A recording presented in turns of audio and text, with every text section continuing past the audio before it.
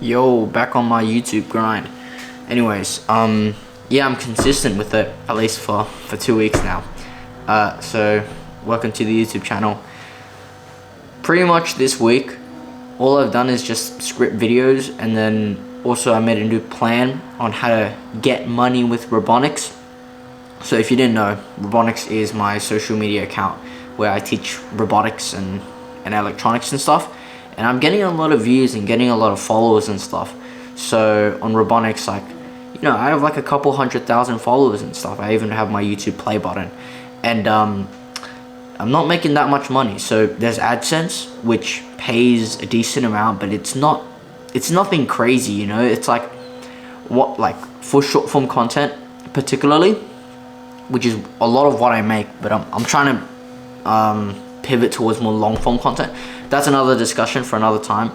But basically, short form content doesn't really pay that well. Long form does, but short form, I got like 2.6 million views on a video that was like 60 seconds long, and then YouTube paid me like $100 for it, that's not very good, is it? But yeah, I was doing that.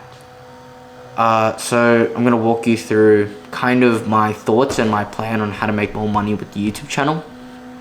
So I was watching Colin and Samir. Those guys are they're pretty goated. They just make videos about the creator economy and stuff. And then I was listening to the podcast and stuff, just every now and then. And then there was a podcast with Mark Robar, and that guy was saying he says that 50% of his revenue comes from brand deals and 50% of his revenue comes from ad revenue.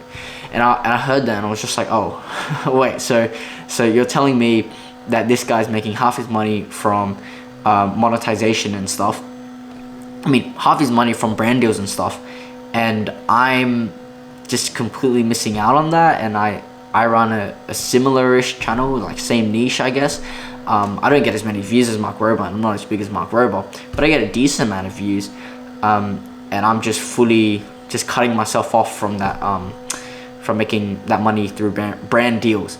And it's not like people haven't reached out to me. That I've gotten a lot of companies just reaching out to me saying, hey, I'll give you some money if you promote my product. And I kind of just always turn them down. And the reason for that is because I thought there was some kind of purity or some kind of goodwill that I was building up by not getting sponsored and getting money for brand deals and stuff.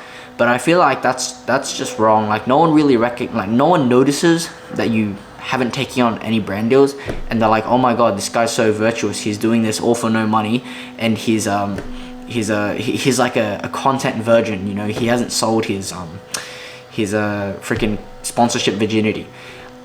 That's just an incorrect belief, because really no one cares when you take a sponsorship. I mean, not no one cares. It's no one cares when you don't take sponsorships, and no one sees that as virtuous. But I thought that people would think that, but they really don't. So yeah, people don't care when you try to monetize it, because everyone's conditioned to it, right? 80% of the YouTube videos that pop up on your feed are going to have a 30-second sponsor segment, and you're also going to get shown ads every time you click on a video. So people on YouTube particularly, they don't care about being sold to. They don't see it as minus goodwill. So I think that's a belief that has been broken. So I'm gonna make more videos, long form YouTube videos, because those have more trackable metrics. And I'm gonna get views on them. I'm gonna make them cool, and then I'm gonna take sponsorships for the videos. So I'm thinking of JLC PCB, if you've heard of them. They've been in my email for a while, sending a lot of follow-ups. Somehow all of their marketing team, it's fully comprised of Chinese girls who, they kind of look attractive in the profile picture, but once you really get in the weeds, you're like, okay, that's Photoshop or something. Yeah, I don't know why their marketing team is just all women. I think that's how they get you, the Chinese baddies. But anyways, I'm thinking they sent me an email. They said that if I get over 300k views in my first month of posting, then they're gonna give me 1.5k USD, which is all right. If I get 100k within a month of posting, they're gonna give me like 800 bucks.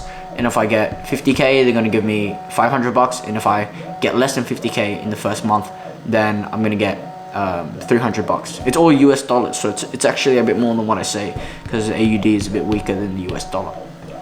But yeah, that sponsorship rate, honestly, I think it's pretty bad.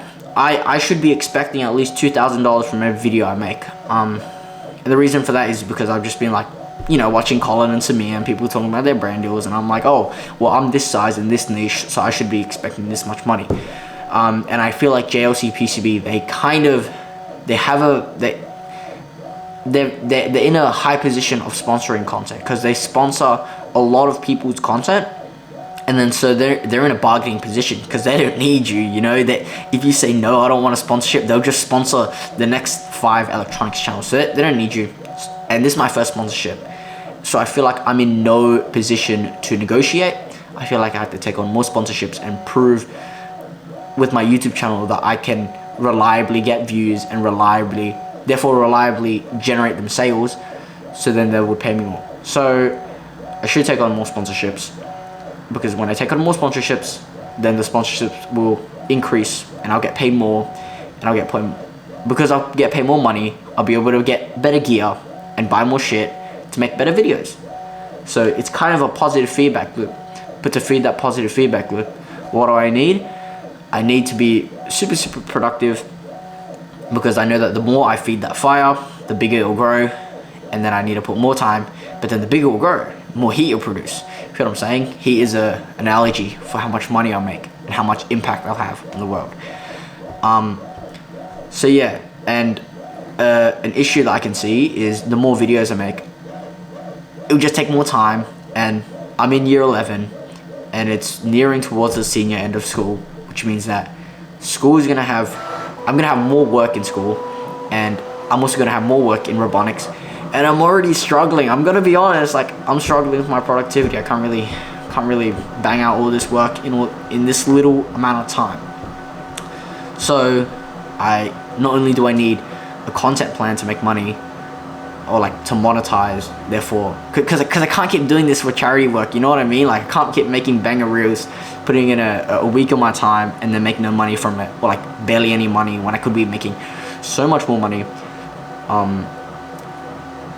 So I need to improve my productivity, and to do that, I'm going back to the basics, you know? Like 2 years ago, I was a productivity demon. Like, I was on that time blocking, that meditation, that cold showers. I was on all of that, and I got a decent amount done. And then I don't know, like, I feel like I just disproved it, because then I was reading people's like biographies and stuff of like epic people, and then I couldn't find like a correlation between success and meditation.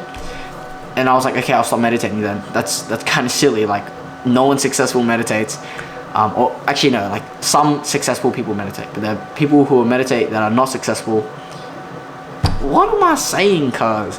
Pretty much, there's not a direct correlation between meditation and success. There's not a direct correlation between making a bed in the morning and success. There's not a direct correlation between cold showers and success.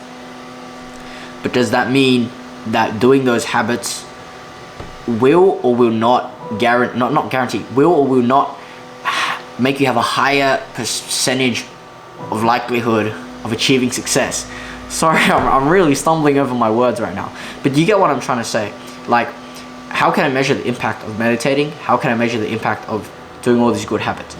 I don't know, but I kind of stopped doing those habits, and I don't know, because I was 2 years ago, and when I was 2 years ago, I was like 14 years old.